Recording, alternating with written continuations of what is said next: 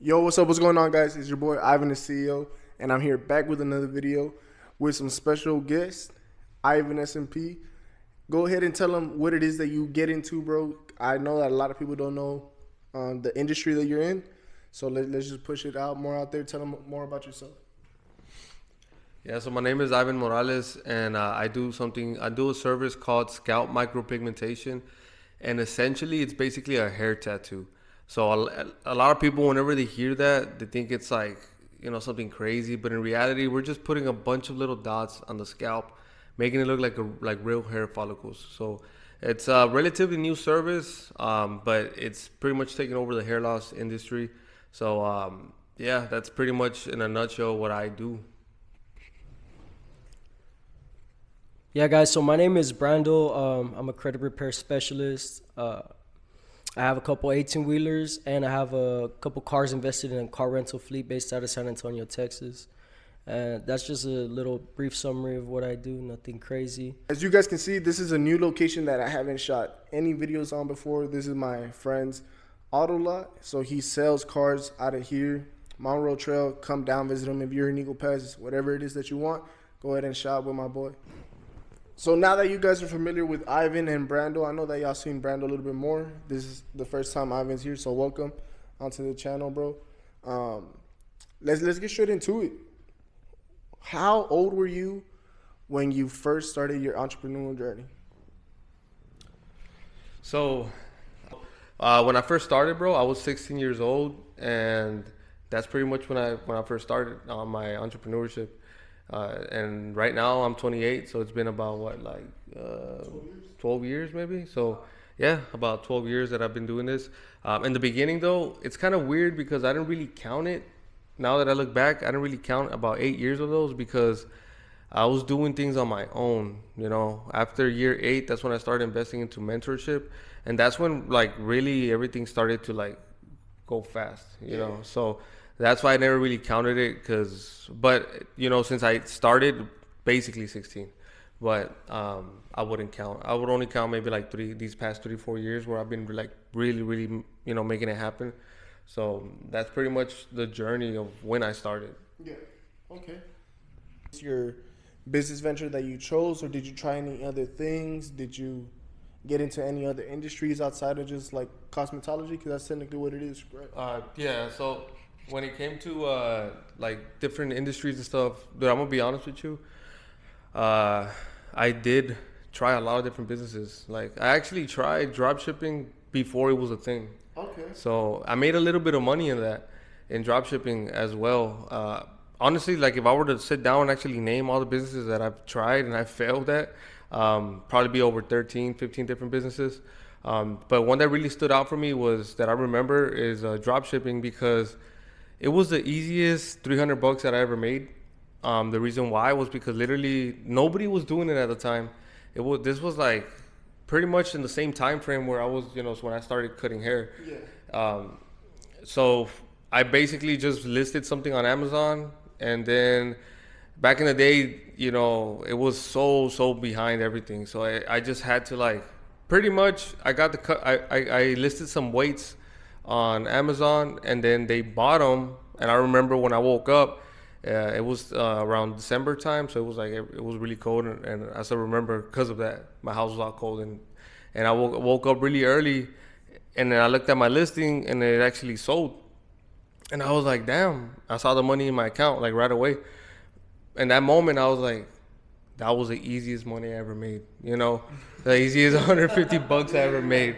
So then from there, I basically I said, okay, well, I got the customer's information, and then I literally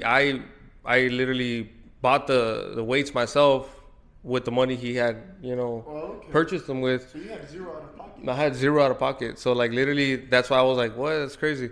So I just literally, with the money he paid for them, I bought the weights myself in a cheaper place. I don't know where they had it listed. I think it was on eBay. They had them listed on eBay for half the price.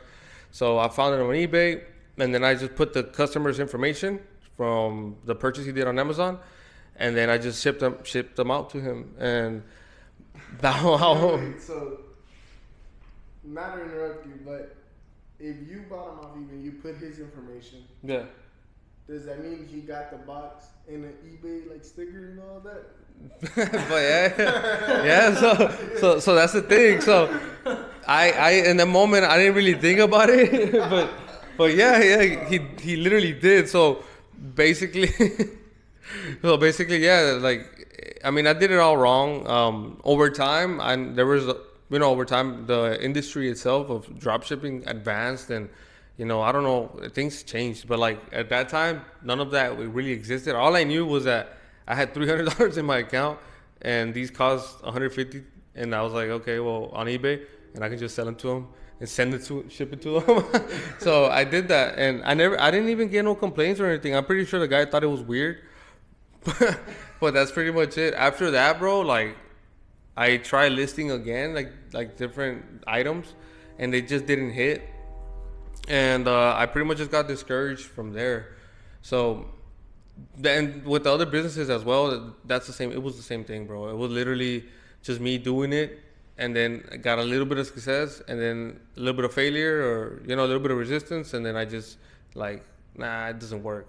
And I was always trying to find the right business and stuff like that until I figured out that it's like any business really works. It's just like you got to make it work, So that was the most valuable lesson that I took out of all of those things, is that because I started seeing, bro, people in every industry that I was in, that I felt that there were successful people in that industry, and I started realizing it and seeing them being successful, and I always blamed everyone. I always blamed everything and everybody, whatever it was. It could be the situation, people around me. Who, like I always try to look for an excuse, but then it got to a point where I couldn't look for an excuse anymore, and I had to blame myself. And when I first blamed, when I took accountability, then that's when actually things started to move forward for me. And yeah, that's pretty much like with the businesses and stuff where I started. Okay, and as far as, because I like how you mentioned the accountability and pretty much the change of a mindset, since you really said that you started a lot of these businesses, you to succeed, and you fail, and then you like go back to the drawing board. What's the biggest mentality game changer that you changed inside of your mind that helped you actually get into a successful business? So it's gonna be a little complicated answer, I guess, but it's very simple at the same time. So it's basically self-belief. So having true self-belief is something that's going to take you far in life. And the reason why I say it's complicated is because it can be tricky. Like some people, they say they believe in themselves, but they really don't. Like they might like tell everybody, but you can tell in their actions that they don't believe themselves. And that's another thing that having a good mentor will point out to you, because it's like I tell everybody, even LeBron James had a mentor. Even every single successful person, doesn't matter in business or in sports or whatever, they always have someone there to call their shit out. So like for me, that's basically what kind of made me shift. What made me take those big leaps was that my mentor basically just told me straight up, like, hey bro, like you're telling me all this, you're telling me that, but then you do this and that. So like, what's really going on, and then just putting you on the spot, and that questioning that, and then just realizing it yourself, like, damn, that's true. Like I say I believe in myself, but I'm not putting in the actions. Like I'm believing in myself. So like, for example, and this is in the sales world, like a lot of salespeople will say like, oh, well, the leads are not good enough, or like the customers are not good enough. Like there's always something wrong with them. It's always the wrong time, or they gotta talk to their wife, or they gotta whatever the case may be. But if you really think about it, most people think like going into a sale, they're already thinking like they're gonna say an objection, and I'm gonna have to wait. They already started off wrong, When in reality, like you have to be thinking, well, I only need about 5 or 10 no's to be able to get one sale. And if you truly believed in that, then you would go through those sales as fast as possible so you can get to that yes. So that comes with self-belief. People don't they say they believe in themselves, but they don't want to truly believe in themselves, because after one no, they get discouraged. You know, that's how you can really tell. Like, that's how you can really tell the difference between somebody who truly believes in themselves and somebody who's just like saying they believe. You know, as soon as they get a little bit resistance, they're just shut down. You know, which is, in a way, you know, it's kind of good for, because for people who do believe themselves, it gives them like a crazy advantage, because literally you just be running through things, and while everybody's getting knocked down on the first no, you're over here just going through it because you already know, you know, you believe in yourself. So that's why there's such a big gap between people who don't believe and people who do believe. That's why, and everything's on the other side. You know, everything's on the whenever you believe, things just like start to happen. Like one thing leads to the next, and before you know it, boom, it's a whole nother. You're in a whole different level. You know? Yeah, most definitely. And for everyone that's out there watching, I just wanted to come out here and say this: when it comes to anything in business or just in life, if you get told no, realistically, it's not really a no. All no means is a new opportunity. So that's what makes the biggest difference between me and you. It's just gonna be your mindset. If you get told no, you might feel discouraged, just how Ivan said. But this Ivan, to me, it's a new opportunity. So I know that even you can relate, you know, from the past, how you used to feel no as like you get shut down, but now you got a whole different mentality towards it, and now it's like a new opportunity for you, and you just move on to the next, which is really good to have that type of like mentality, you know, because a lot of people really do feel discouraged after they get a no or things don't go their way, but that's just the way life goes. Things don't ever go as planned. You just got to be ready for the next thing. Yeah, bro. And to add to that, bro, I want to get this clear with people that I'm not a robot. I'm somebody who is a human, and I have emotions too. I do get discouraged still. Every day I get discouraged. But the thing is, like, that's what growth is. You have to be in that uncomfortable situation. You have to be in that uncomfortable feeling. Like, that's how it feels. That's how growth feels. So if you get no's and you feel like, oh, well, you know, I feel like a little bit down and stuff, right there in that moment, that's the perfect opportunity to be able to grow. Because if you didn't have that feeling, then, I mean, imagine everybody, if nobody had a negative emotion, you know, everybody would be winners. Like, it'll be so easy to just get through people. But like in the time where, you know, you either get a bad customer who's like really rude to you and telling you this and that, and, you know, you're gonna fail, or just family telling you you're gonna fail, and people you care about telling you that it's not possible and this and that. And those moments, whenever you feel that pain and that anger, that's actually an opportunity to be able to utilize that and actually push yourself forward. Because it's like, it's in this life, pain is the biggest motivator. You know, whenever it's like going to the dentist, you know, we don't go to the dentist right away. Like, shit, most people, they'll wait. If it never hurts, they'll wait. 4 or 5 years go down the line, and all of a sudden now it really hurts. And then that's when they like super motivated to go to the dentist. But whenever they go to the dentist, then the dentist will tell them like, why did you wait so long? Like, now we got to replace your tooth. Now it's going to be 10 times more expensive and permanent damage when you could have got it done the first time.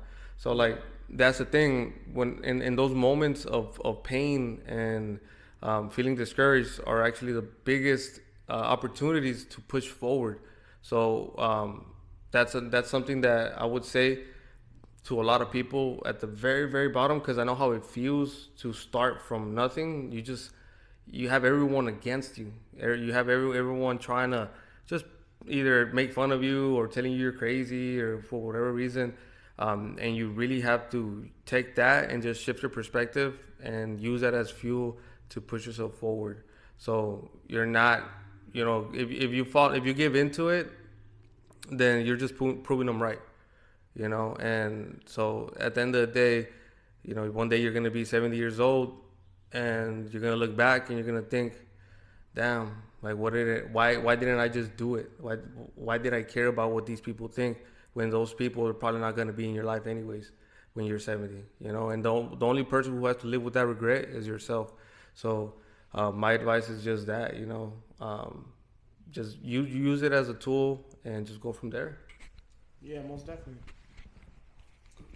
So now, since you went over a lot there with that answer, I actually wanted to ask you, when you first started, because you started really young, you started at 16 and a half, who believed in you so early on, and who really was discouraging you the most, that like close intermediate family or just even friends? Like, who was supporting you since day one? Who was not too like, no, go get a job and all that? Because, you know, when you take the entrepreneurial journey, a lot of people really don't believe you or support you because they just want you to go do the regular 9 to 5 because it's a little bit more safer. Yeah. So, it's kind of weird because so my dad, when I first told him about starting taking, you know, cutting hair serious, he pretty much just laughed at me, bro. Like like literally he just laughed, like straight up just laughed at me. And at the time it got me pissed off. Because he's the person that I care about the most, that I respect the most. And for him to just straight up laugh at me, it really did hurt me at the time. And it got me really pissed. And from there, I was just like, man, like, damn, like, basically, like, I'm going to prove you wrong now, you know, kind of like that. But now that I'm, you know, older and stuff like that, and I look back, the thing is, like, with my dad, he's a very hard worker. He comes from literally dirt floors, like literally. I mean, the guy, my grandpa, he was homeless, alcoholic, and so my dad literally comes from nothing. You know, they're first generation American. So, you know, he got his CDL when he was younger, and then he started working. He was making some good money, and then he opened up his own business with trucking. Okay. He never really had like the right mentorship around him, so ultimately, you know, that business failed. You know, so now looking back, you know, that's another thing too, bro. You know, that I've learned, that never take it personal, because people are always just speaking, like however they react towards you, like they're just speaking about their own experiences. You know, so like obviously my dad, he failed in business, so when I brought up the idea of a business, he pretty much, for him, was like impossible. You know, yeah. He just thought like, oh well, like it's just people who are rich, you know, and people who are broke. You know, that's what he came to. You know, so that was my dad was a big one in the beginning, and then just family members. You know, family members close by, friends. They never really were against me, but as I became more successful, then that's when I started noticing like, oh damn, like he actually, like they felt like entitled to my time. And like whenever somebody tells you like, man, like it must be nice, you know, it must be nice to be able to, you know, be home, be in Eagle Pass, you know, it must be nice, but they don't really know what it comes with, you know. So that was one of those things that was my friends and, you know, close family like that. It kind of just felt like, damn, everybody's really against me. The people who supported me a lot, no matter what, was my brother. He always supported me. He always supported me because he's a very safe person. He doesn't really take a lot of risks, but we learned a lot from each other because we're complete opposites. Like he's very on the safe, you know, just kind of wants like regular stuff and the regular lifestyle, and me, I'm on the completely other side. So you know, we kind of came to, as we got older, we help each other out a lot. So he does investing, he has houses, and he has his own like business, pretty much real estate business, you know. And I've learned a lot from him, from being able to not just take risks but be more calculated, so with the risks that I take. So but that, you know, essentially, you know, that's pretty much it. Like with the people who support me, people who didn't support me, there's other random people, you know. There's other random people on the online, and you know, when that's another one too. When I started being on social media, I would get a lot of hate from just random people around the world. So, you know, that's a big one. That's another one, but doesn't really matter. You don't want me asking. Sorry for interrupting you. But since I'm not too new. Well, I'm pretty new into the social media space. You know, I have less than a year where I'm actually really posting consistently and stuff like that. I need to know, right? Just because I get a lot of that. Yeah. I need to know, what is one like comment, one DM that you received that it was just like the most outrageous, disrespectful thing that you've gotten on any one of your videos or anything? I just need to know, because I have one on the back of my mind that I can drop right now, and it's hilarious. And you probably gonna be watching this too.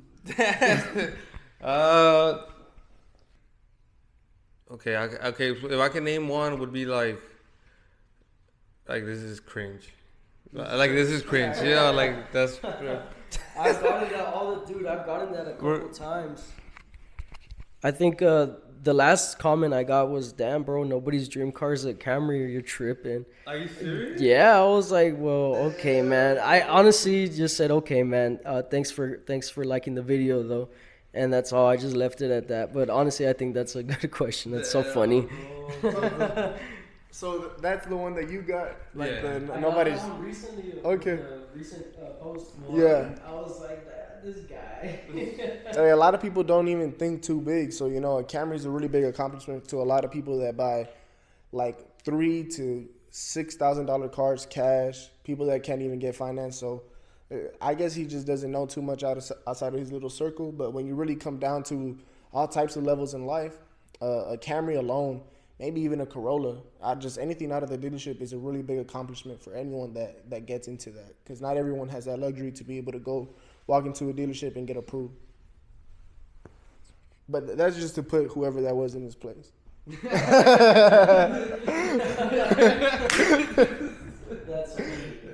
Something like that. Yeah. But me, look, I'm going to tell you, I'm the one that I actually have. So I actually recorded a video here, just a short form. I posted it on YouTube. Which one was it? I want to say it was just like some free game over there. Okay. It was just in the office. I'm getting some free game over car rentals, right? And I'm just like giving out some free games, just telling you like, you can start a car rental company, you can do this, you can play like that. And essentially I got this comment, right? Because I put around that you can make around $5,000, right, with like 3 cars, which is real numbers. I got the proof, you know. I got somebody that got 3 cars. He was making a little bit under $5,000. So, I mean, the numbers are there. And that's monthly. So, I'm putting all that in the short form, and this guy comments. And he's like, because I'm not even saying like that's what I'm doing, even though I am, right? But I'm just like giving out some free game, and this guy comments, "Oh, bro, this guy, he got me fucked up to this day." He was like, "Don't be acting like you touching any type of money.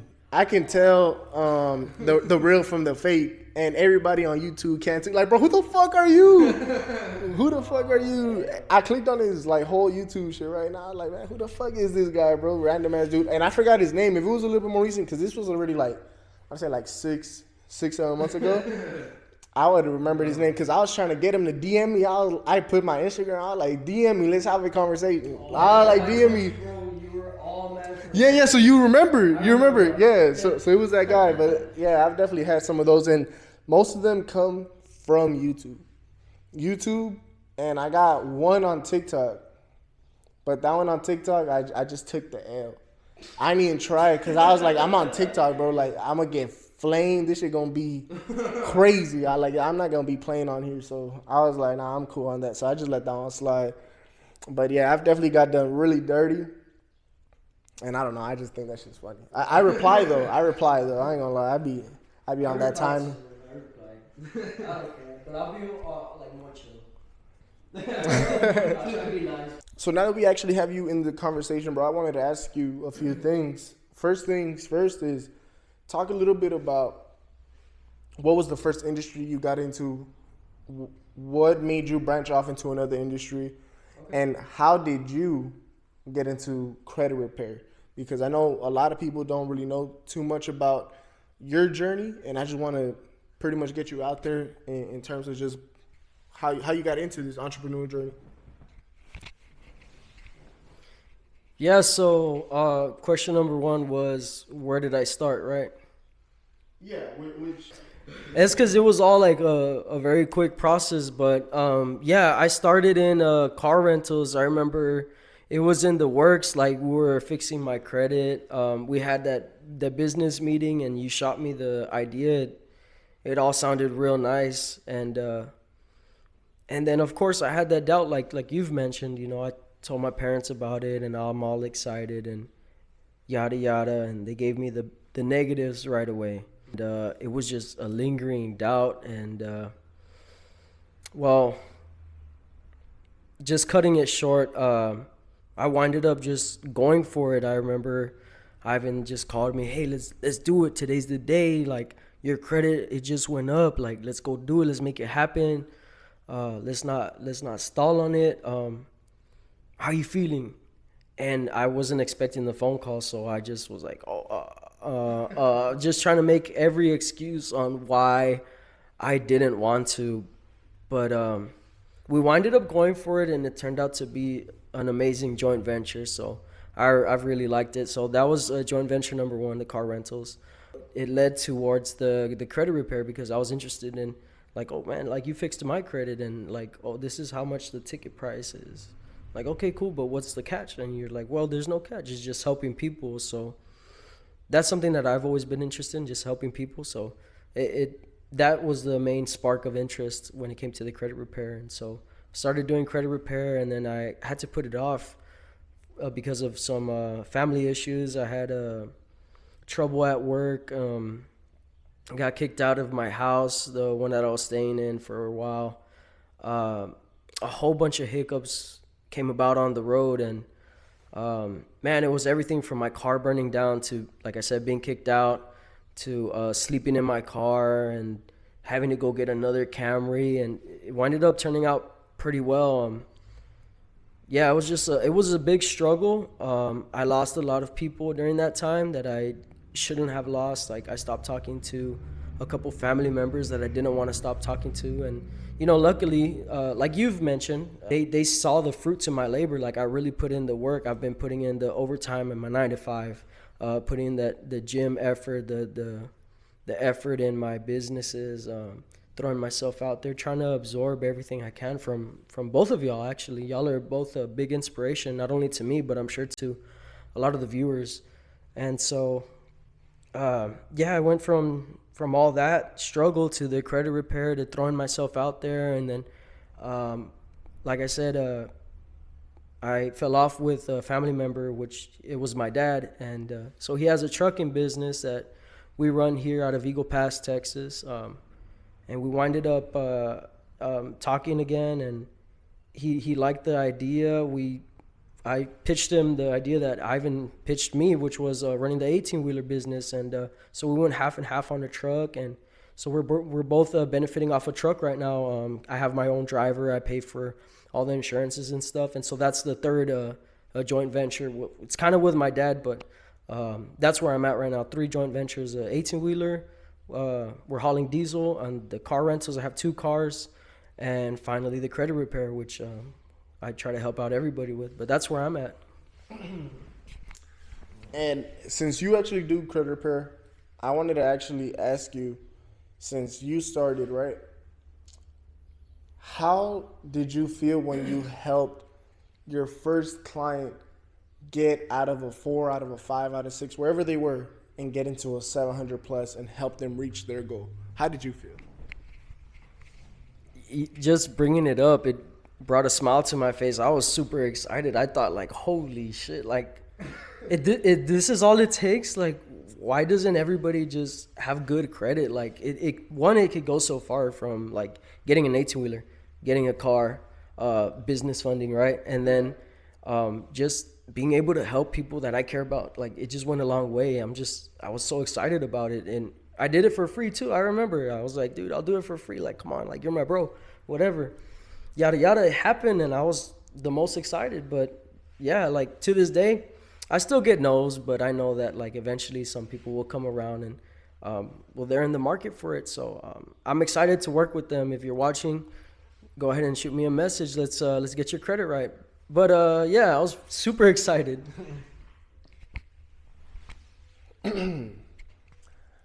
One thing that I also wanted to ask you was, since you pretty much went really quick into all of these ventures, What was your like success in each venture just going into? Because I know you had a hardship during that time, but what kept you going, and what was your success like in the car rentals, the credit, that even like eventually led you into the trucking industry, which is one of the hardest industries to even operate a business in? Faith, bro. Faith went a long way. Faith in my religion, and then faith in myself. Like once I started to see, the results of the credit repair, the results of the car rentals, like I said, I told my dad about it. He saw all the results and was like, wow, like. So backtrack a little bit. My dad's a hard worker. I look up to him so much. It really hurt me when I stopped talking to him. He's a hard ass, bro. He works every day, every night, no days off. I mean, he runs his own business, and so it's tough on him sometimes. But for me to stop talking to him, it killed me inside. And once he was able to like really like be like, oh damn, like he's doing it on his own, like I told him everything from sleeping in my car to the car burning down to now having a whole joint venture, 2 cars, the credit repair business, everything, how it works. I ran him through all the numbers of the 18-wheeler, and he said, you know what, like, I'm sorry, like, and he never says that, and it just gave me so much like happiness and faith in myself that somebody that I looked up to me, because I gave him plenty of tips, everything from like his own credit to how to play with his credit, right? The 18-wheeler stuff, and when I say stuff, it's like little backdoor stuff of the industry, like how to write all the contracts, because all his stuff is all old school, so we try to do a more new school type of approach, and it worked out in his benefit. So he really he saw it and he was like, whoa, like damn, this is good. And so he's always had the worry of running out of business, but I told him, like, it's no worry, like, we'll do this, and he's honestly just impressed, and I honestly impress myself sometimes when I talk about everything that I know. So it's just faith in myself. Like I'm starting to have that courage to like want to help everybody else out, want to do more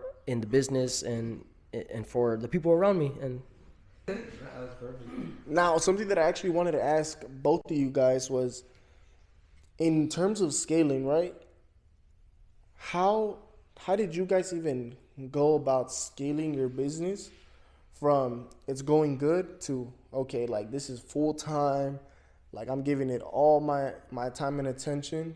Even though I know that, Brandol, you have a job, I know that you still put a lot of full time into it, because I know you're working, taking consultations on the job. You know what I mean? So, yeah. What is it that helped you guys just want to actually scale to like full time, and just how was that process for you? Whoever wants to go first. For scaling the company, bro, it was more like just having it goes back to the same thing, kind of like it goes back to self-belief, and then just making sure like you're ready for it, and then just whenever you are ready for it, making sure that you take action, so it's kind of like you have to find the sweet spot. You got to find the sweet spot where you're not getting too ahead of yourself. You're doing good in your business, it's stable, you got certain metrics tracked already, and then from there, once you got that, now the next step is just taking action. Because most people, they'll be on either or.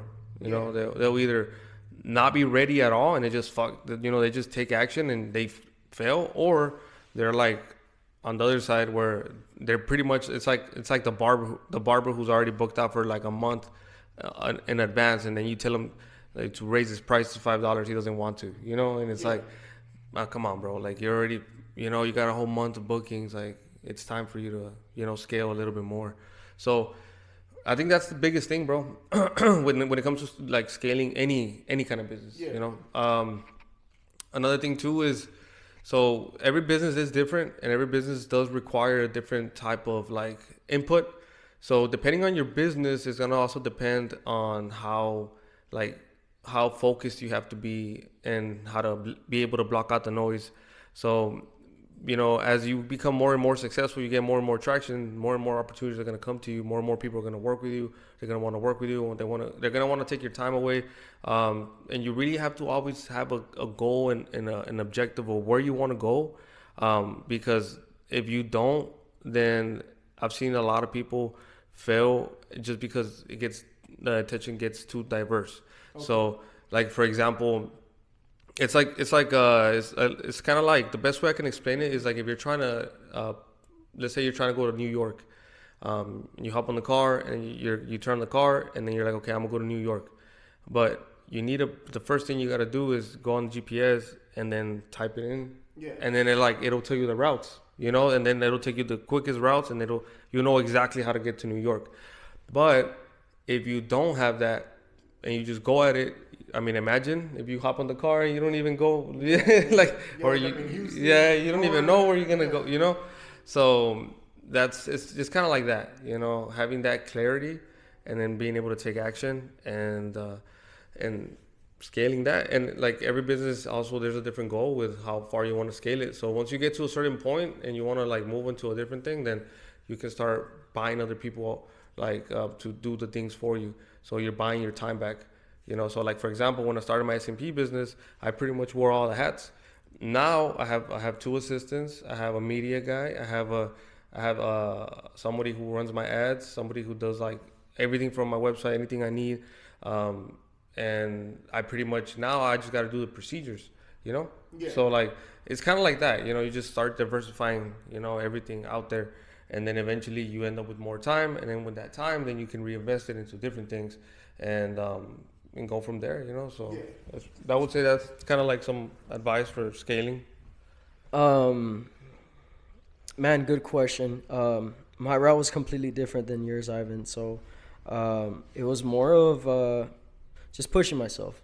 I don't know how to explain it, but it was just like the daily wins that would encourage me to go and take action. Like I said, I had a lot of hardships, and I was able to, like, those wins during the hardships made me build the courage to just scale up. Like, okay, like if I can do it with no house, sleeping in my car, then I could continue. I could go and push for it. And then it went from like writing the letters to like, now we have a VA. So it's a virtual assistant that helps us get the letters out and fax and do things a lot quicker. So we're able to achieve results a lot quicker. And then it was also like investing like time into learning the laws, the car rental business. What could I use to my benefit? Should I use my credit? Am I going to buy a cash car? Little stuff like that. So then I also had that hardship of where the car burned down. And so that really like solidified of me going fully into another car. I had to get it for myself to get around. Luckily, my credit was good enough, and I was able to use that for a bit and then get that other car that burned down fixed up and back in running. And I used both of them for a little bit, then got that car rented out, and now it's in the car rental fee. So it's 2 cars. It's making me passive income. Then I started taking the workaholic route. I started doing a lot of overtime. It was free there was open overtime at work, and I just went at it, bro. I just figured like let me run up a whole bunch of money here at work and then use this to my advantage, which I did. I ran up a whole bunch of money. I was able to get into an apartment ASAP. I got the whole house, the whole apartment furnished like in a month, bro. And not only that, but then the car was getting rented out. And then I was like, okay, well, now I have all this.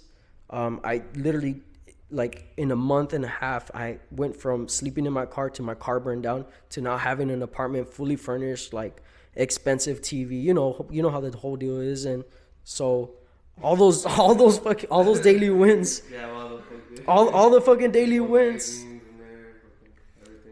Yeah, so everything in the crib, you know, like that was cool. It was cool for me to be able to go and buy myself all that. And then I was just like, man, like let me go ahead and push harder on the credit repair. And by the time I knew it, Christmas was around the corner. So I was like, nah, you know what? I'm gonna go into it, but I'm also gonna give some effort, you know, in putting some overtime, put in a little overtime, holiday pay. I just had an even balance. I knew when I needed to apply more effort at work, and I knew when I needed to give myself the effort of striding more in the credit repair space and learning what it is to scale that more, and how to talk to clients, and you know how to take the no's and then take the yeses, you know, how to go about everything. Eventually, you know, January came around and I was able to get that 18-wheeler at the end of January. So that's a fresh business. That was a big hiccup too, because it was a lot of out of pocket, but it's been going good. So far, it's already paid me back my whole investment, and my dad's too. So that's been going great, and that's where I'm at right now, man. I have a question. Bro. Yeah, I have yeah. a question for you, dog. So there's a lot of people who make excuses. Like they'll either say, "I can't find the time. I can't find the time because I'm always working." Right? Yeah. Me, I did it. I was my own boss throughout the whole time. So like I kind of could like transition into what I'm doing. But for you, bro, how what would you say to those people who say that, you know, I can't start a business because I work full time?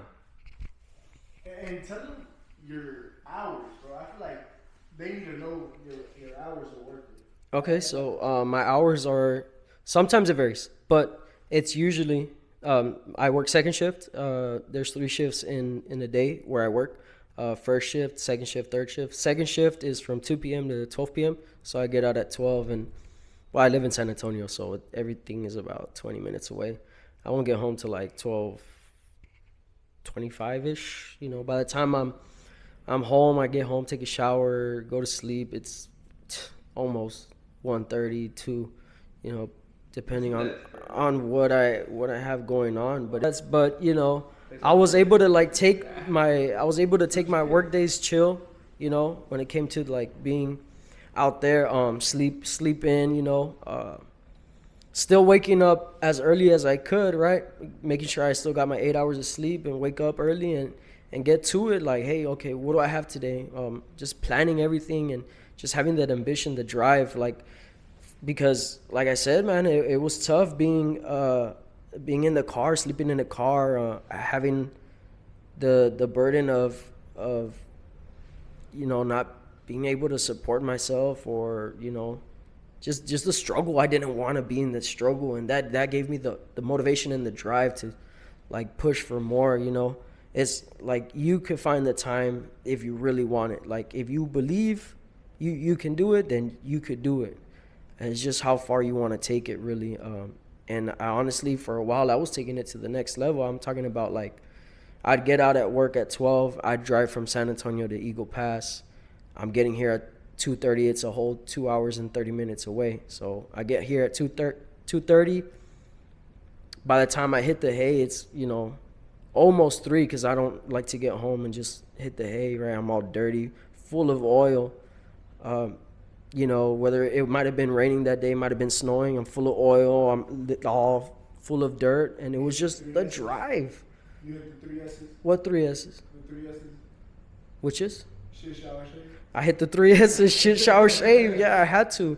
So I'm not going to sleep till 3, and then I had Ivan over here, not this Ivan, the other Ivan, calling me at 5:30, like, bro, gym, bro, let's get it, bro. I'm waking up tired, my eyes are red as hell. I'm eating a banana, and I'm like on go mode. I'm throwing down the Red Bull, like I said, a bunch of caffeine sometimes, but I'm throwing down the Red Bull and I'm in it, and it was more of like the vibrations, bro, like being high vibrational. Like the easiest way I can explain it is I would get like the energy from Ivan, and we would feed off of each other, and just me seeing him do it, and then I wanted to do it, and I had just got out the struggle, out the mud, I guess you could call it, and it was just all that was going on, and I just liked it. I liked being in that mindset, in that mode. It was just, I was on that timing, man. I don't know how to explain it. I just did it. I have another question to add to that, bro. So like, everything you just said is like, it's perfect. You know, you have to have that. But like for the people that like they're gonna hear that, they're gonna be like, okay, like, but they don't how. I mean, we kind of reverse engineer it, right? Like to when we first started, before we had the belief in us, you know, and they're trying to think of it like, how is it even possible, you know, like. Like for example, like me when I first started with the SMP, bro, there was times where shit, I was taking a shit and I had to take a fucking consultation, you know, that was like right there, you know, fuck it, in the moment. Hold on, bro. You were a minute. I swear to God. Hey, bro, I swear to God. Bro. Bro. So you were just like, you had to like do I it, was right? taking a shit. Like if I was taking a shit and I needed to take the consultation, I'll take it right then and there, you know, like there was times where like I was with the kids, you know, in the soccer field or wherever, you know, and I was like, hey, babe, you know, give me a moment. I'm going to hop in the car. Boom, right there. You know, like, how was your day to day? Like, I mean, because you're still on the process, but like when you first started, like, when did you have the time to learn, to put that extra time? Like, how would your day go, bro? Like, you finished, you would get off of work, and then right after that, what was your thinking process, like, to get to your goal? So everybody kind of plans differently, right? Like everybody's day works differently. Like some people wake up and then they're super motivated first thing in the morning, or some people wake up and they're super lazy first thing in the morning. Yeah. For me, I was super lazy in the morning. Of course, I don't like to wake up, bro. I'm more of a night person, and so I would plan everything the night before. I'd get home, take a shower, shave, and I would plan what I needed to get done the next day, and I needed to have a daily checklist. I would wake up, do my bed, do the push-ups, the basic David Goggins or Alex, or not Alex Hormozy, but the basic, you know, the daily wins, bro. I keep going back to it, but it's really what I did. It was just those wins that drive me to continue to stride and push myself to the next limit, and just really buckling down on. I remember journaling for a little bit. In the mornings, I would make sure I got everything I needed to get done, like before I go to work, whether it was studying a little bit, being on the phone with Ivan, what are we going to do, how do I go about this procedure, I have a client, I don't know what to say, like what if he asks this, and it was just me, like having the ambition to learn, bro, that's it. I pushed myself, like there was no way around it. I had to make it happen, like I was already there, right? Yeah. Like somebody was knocking on the door, I had to go answer the door, you know what I mean? Yeah. So it was just like that, bro. I just put myself out there and put myself in that uncomfortable space like you've mentioned. So, that's it. Just planning at night and then just getting shit done in the morning. All the hardship I would get done in the morning before I went to work, and that way whenever I'm at work, I would just take a phone call or two. If I'm at work, you know, and I'm not able to get to the phone, I'll be like, give me a quick second, and I would, you know, sneak around. Like it had to be like that because I had already committed to this client or committed to this certain topic goal, and I'm all in it. Like I'm all in that goal, you know. Yeah. So, yeah. Oh, that's good. It's good that you say that, like that you mentioned like the journaling and stuff like that, because like it's like I said, like sometimes we get so used to it that we do it every day to day that we forget sometimes that like those are the little mini steps that we took before we even like started into like you know, getting that momentum. That's why I'm saying like with you know, in the beginning in the process, a lot of people are in that position where they just there's like a gap already between us. They're like, but he already has it. They assume like you got lucky. That's what they're gonna assume. You know what I mean? Like, that's and that's the same thing with me. Same thing with Ivan. People are gonna think that. So like, I think breaking it down and then having that like that you said like the journaling and stuff like that. I think that's super important and really key for people because although it's very very simple, but it's like essential. It's like a building block to the next step. You know? Real quick, the one thing that one of I guess a good friend of mine, he is my jiu-jitsu coach. His name is Paulo. If y'all know him, send him a message. He'll get you right when it comes to fitness. Love doing jiu-jitsu drills with him. But getting back to the situation that I was saying, when it came to journaling, I didn't know where to start. And so I played it logical and dumb. And he always told me, like, there's always three things that you need, or three things that you have. You either have what you want, what you have, and what are your goals, and what are you gonna do with what you have already. So I thought about that. And so, just a quick tip on, journaling, like, start off with that. Like, what do you want? What do you have? What are you gonna do with what you have to get to where you want to be? Or what are you gonna do in the next 5 years? Just really dumbing down everything, like, when it comes to your goals and who you are as a person, and trying to figure all that out. But yeah, I just wanted to add that in. Yeah, bro. So that kind of sounds like you gotta play your cards right, basically. Like, it's kind of like, well, whatever your cards are dealt with, you gotta see what you have and then how to play them the best possible. Exactly. And I relate with that, especially as well with me, and like, I've always told myself, like, everything could be, all the odds can be stacked against me, and I still come out of that, like, headstrong. So it's definitely something that I know the I think three of us can relate to. Yep. There's walls in the way, and we just get over them. Yeah, so. You have to. Yeah. I don't know, bro. So, like, with what Brandol said with the journaling and stuff like that, like, how do you feel about that, bro? Like, did you start doing that, or how did you, when you started? What you doing? It's actually something that I've never talked about, like, not on my social media, not on the channel. So I like that question.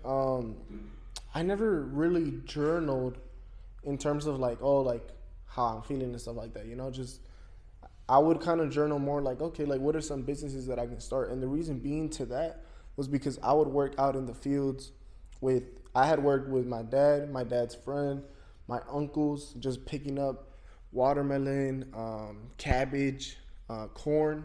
I've even worked in packaging plants, and I mean, if you know what that's like, you know it's really hard work. So that's pretty much how I started, and I really hated it. I'd wake up at 3 a.m. I'd go to work, and then I'd get out after an intense day, right?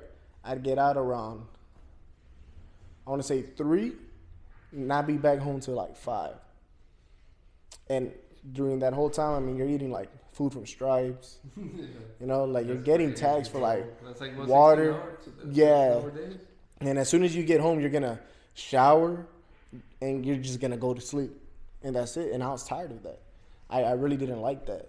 I didn't like that lifestyle. I know that my dad, his brothers, which are my uncles, and a lot of his friends have chose that lifestyle, but me being there and just seeing how they've all ended up, how they've actually talked to me, because they would talk to me a lot, and they'd tell me, like, yeah, like, I've been doing this since I was your age. And that was really, really sad to me, because I knew that's not what I wanted to do.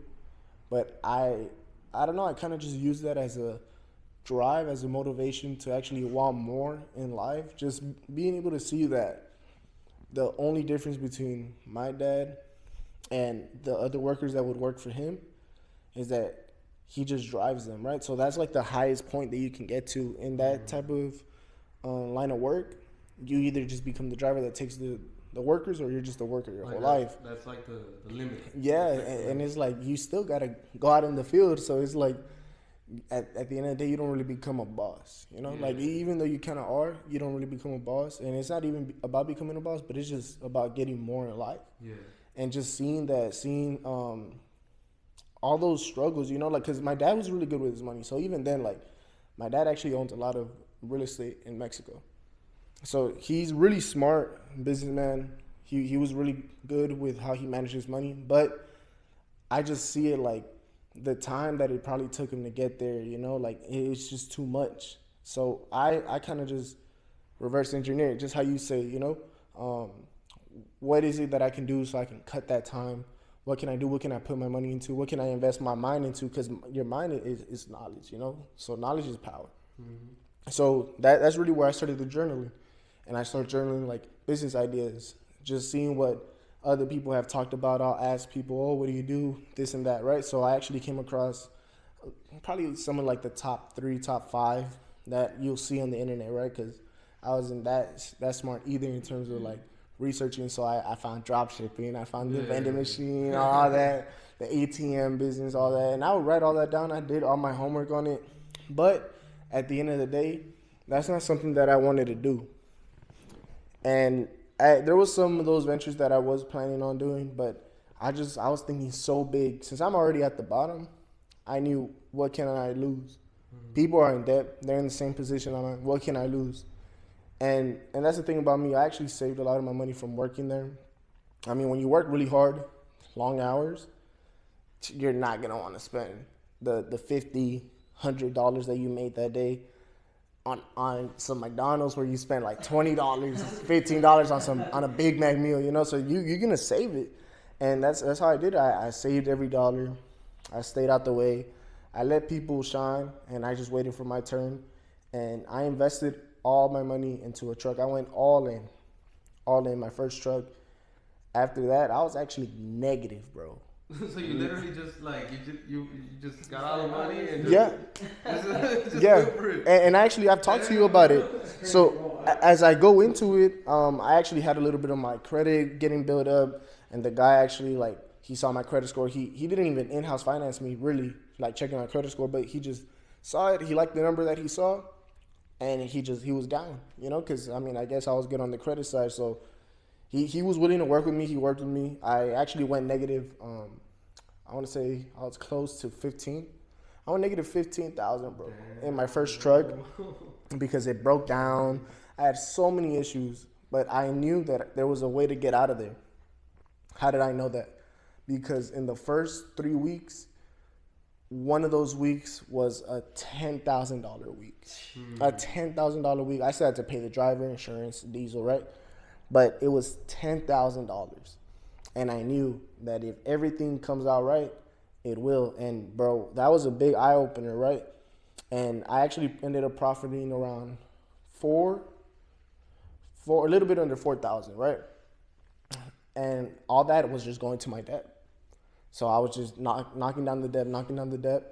Once I become debt-free, right, from the truck, I had a little bit more maintenance issues. But at this point, I had the title. With the title, I felt a lot more secure. Like, the truck is running. If it all goes to fail, like, I still got the title. I can at least get like 10,000 for the broken down truck, you know, like part it out, whatever, you know. So I was just always like, okay, like, no matter what, this is an asset. No matter how much it loses, how much it makes me, like, this is an asset. So that's how I saw it. And just from that venture alone, that one truck made me so comfortable for an entire year. And when I say comfortable, all I was doing was going to the gym and playing video games. I wasn't doing nothing. So I actually wasted about a year and a half. And I'd consider myself that I was a gym bum at that time. I wasn't doing anything. I was just spending my money. I was buying $250 shorts. For what? I don't know. If I could go back in time right now, I would honestly slap myself. Because I was doing some of the dumbest things that I could have done with my money.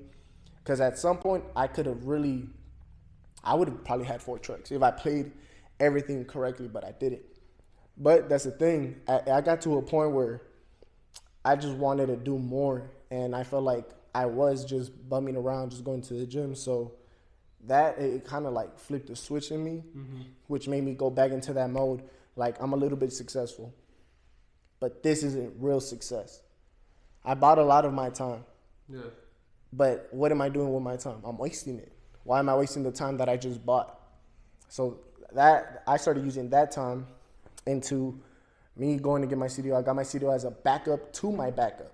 So now I got 2 backups, right?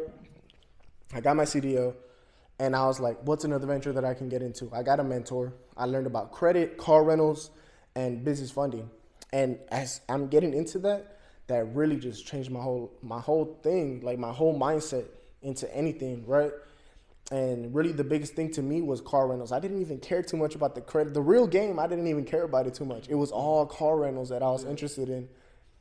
But I guess that same venture was the one that led me to the real gem, which was the credit and the business funding, because that's really what takes you to a whole different ballpark with anything. Why? Because, bro, if I fail in everything that I'm doing, I go into negative whatever X amount, right?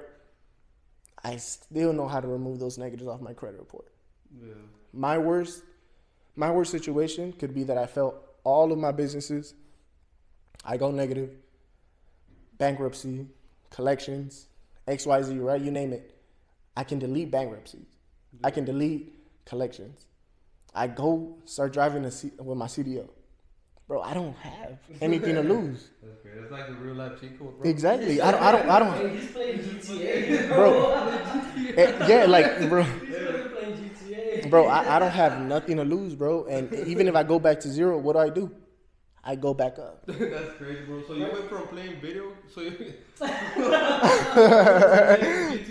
in a video game to playing GTA in real life. Yeah, pretty much. Damn, you feel like that, right? Damn. And so I'm learning all this credit game, the business funding, and I'm like, okay, like I can really do something. So I started focusing all last year. I started focusing on my credit, building my credit the craziest way. I got into business funding. I got a few business credit cards, and I was like, okay, what's next?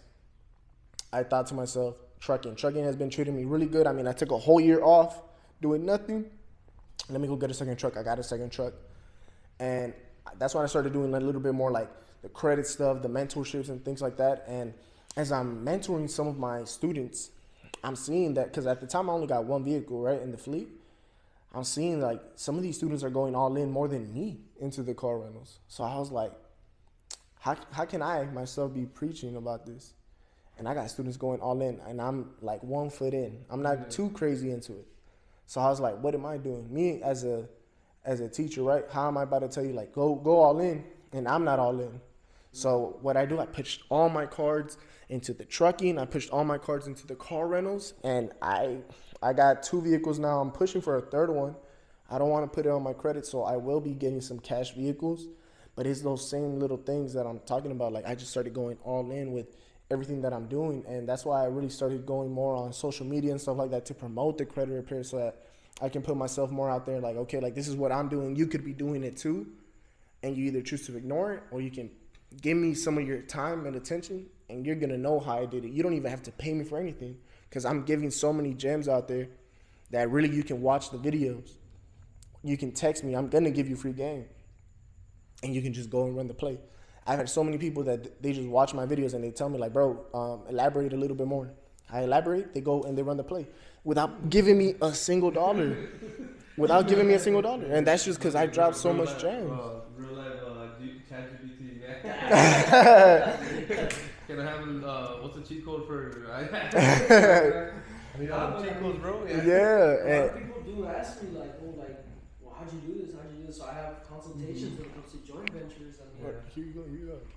My bad. So yeah, I mean, I have consultations when it comes to joint ventures, and a lot of them like, oh, like, damn, like, oh, that's cool.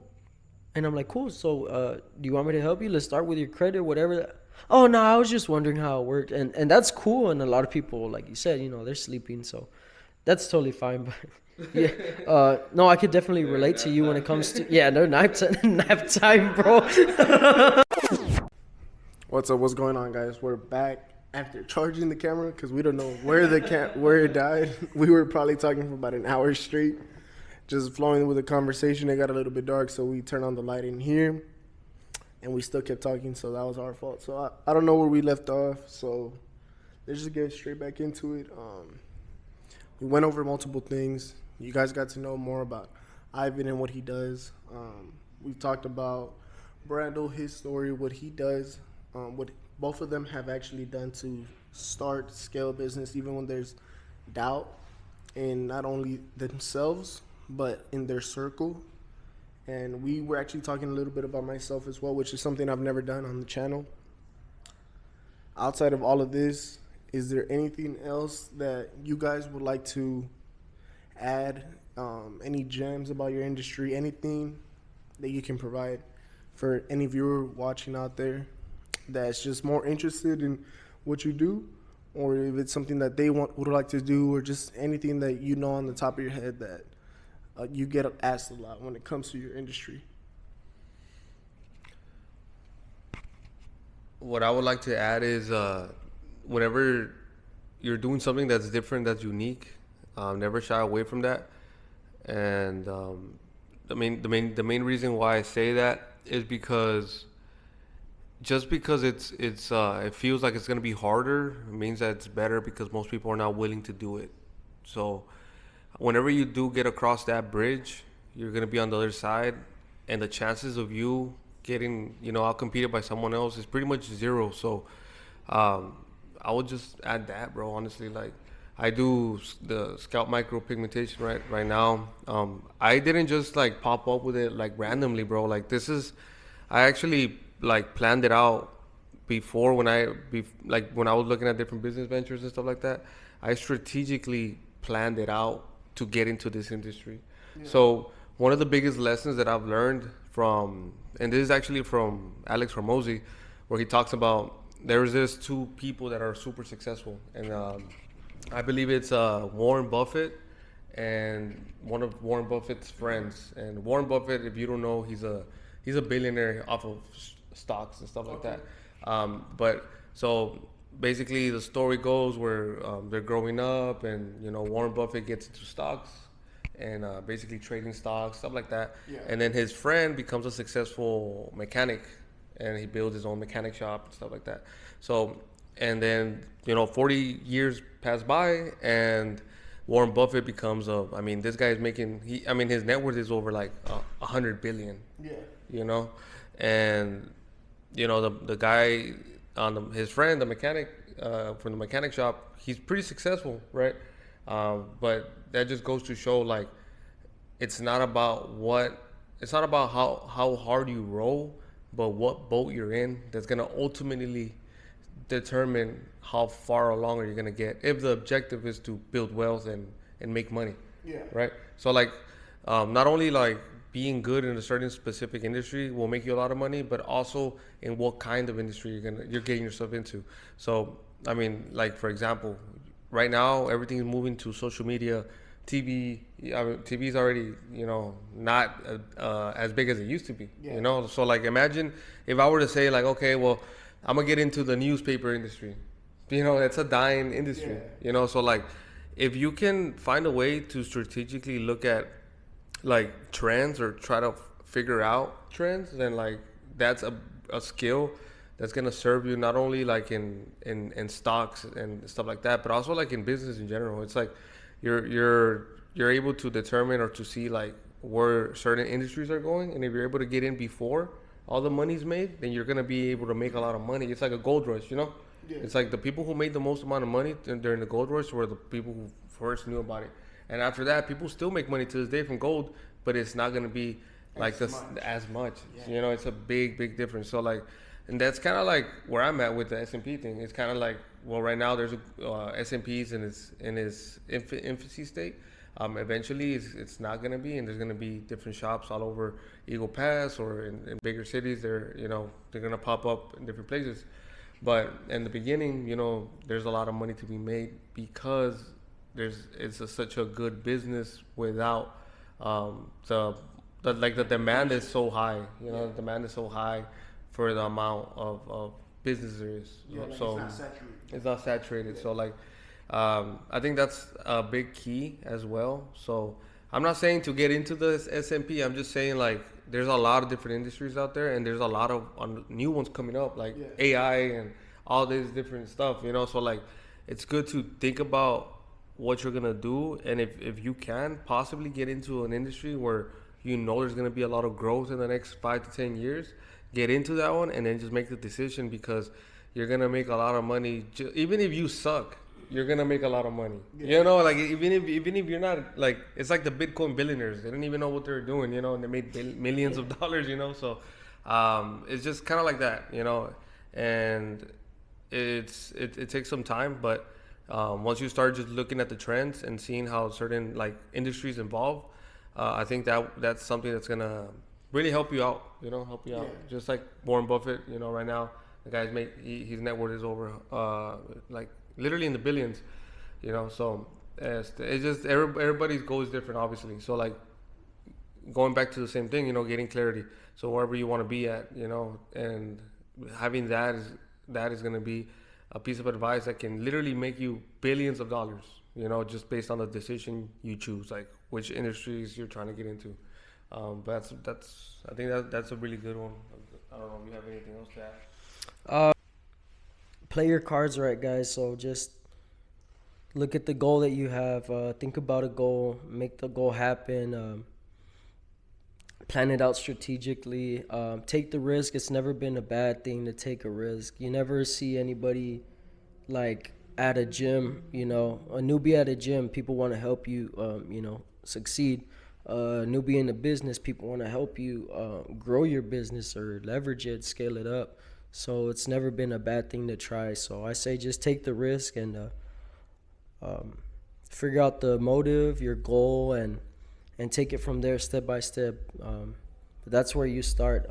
So it's all a slow process, but you know, we're here if y'all need some advice for sure. So With you know, like Brandol said, just, you know, take action on whatever it is. And going back to where also I said, you know, the different, try to choose your industry wisely. Don't stall on it too much, you know, just get started with something. Doesn't matter what it is, because you could always switch up and get into something else, like, and then fully dedicate yourself. There's plenty of examples like that, you know. Me, I was cutting hair for like about 10, I mean, I still cut hair, but it's like just the people that I know. But I started, you know, about 10 years ago, a little bit over 10 years ago. And then these past 2 years, I, you know, put all my chips in SMP, and I'm just growing that, you know. And it's SMP has done way more than barbering has ever done for me in these past 2 years. So like, it's everybody's in a different journey, you know. Don't compare yourself to other people, because everybody's journey is different. And just keep moving forward. You know, the ones who get to their life, their dream life, are not the ones who, you know, get the luckiest or stuff like that. You know, they're just the ones who take action, and then they just hit their head on the wall. Eventually, they find the right people, or they get around the right, like, a group of people, and then they just take off from there. So just don't stall. Just don't stall. Just go for it, and don't let anything or anybody like hold you back from getting what you want out of life. Y'all heard a little bit about me, how I started from working long hours out in the field. So don't ever feel discouraged, no matter where you're at in your journey, no matter what job you have. As long as you invest in yourself, invest in your knowledge, you could get so far in your journey to just do anything you put your mind to, whether it's big or small. You can get it done. Don't ever feel discouraged just because you got told no. Don't feel discouraged because nobody believes in you. As long as you believe in yourself and you feed your brain good information, not just information, just motivational things that are going to actually bring benefit to you, you will see some positive outcomes in whatever you put your mind to. And just wake up every day and do something that's going to benefit you, whether that's going on a run, journaling, or actually reading a book, researching any industry that you might want to get into. Actually put your time towards something that's going to benefit you, and not just watch that new Netflix movie. Don't just watch or play some video game that just came out. I mean, that's cool and all. There's a time and place for everything. But when you really want to get ahead of the curve, you have to do what the other 90% people aren't going to do. And that's just the biggest difference maker between you and the next person. And mindset. Mindset is really huge when it comes to anything. So just keep at it, and you'll get somewhere. And as long as you're consistent and you execute, you'll be where you want to be at. But I'm glad that you guys came on the channel.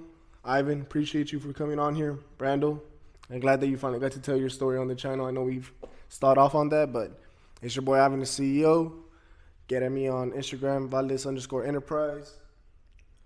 moralesscalpmicro on Instagram. Brandol, is it underscore? _0. Brandol_0. And we'll be back with another video on Bro's channel. Yeah. Or my channel. But you're going to catch us collaborating. So it's your boy Ivan, the CEO. I'm out.